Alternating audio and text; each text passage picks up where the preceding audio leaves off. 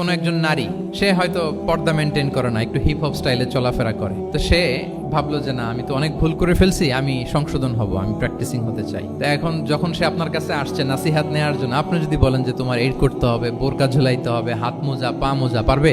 এ বলবে আগে যা ছিলাম ভালোই ছিল। তাকে একটু একটু করে বোঝাতে হবে, মানে এই হেজাব এটা কেন, হ্যাঁ, কাভারিং আওরা এটা কেন, কেন এটা করতে, এটা বেনিফিটটা আগে বুঝালেন যে Islam consider women as a queen, নারীকে ইসলাম কি হিসেবে কনসিডার করে?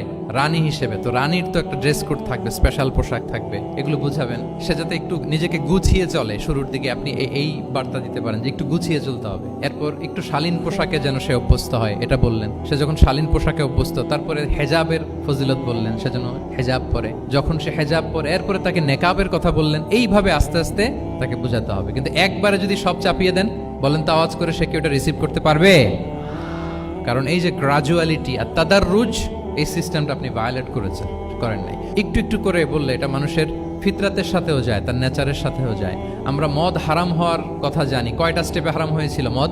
একবারে যদি বলা হতো বন্ধ করার সহজ হতো সাহাবাদের জন্য? হতো না। অনেকে আছে দেখবেন যে চেইন স্মোকার। তো যে চেইন স্মোকার, আপনি যদি বলেন যে এটা হারাম, আজকেই তোমার বাদ দিতে হবে, হারাম, এটা খেতে পারবে না, পারবে? ও দুনিয়া সব বাদ দিতে পারবে, সিগারেট বাদ দিতে পারবে না। তো তারে কি করতে হবে? ফ্লেক্সিবিলিটি দিতে হবে, যে আস্তে আস্তে ছাড়েন।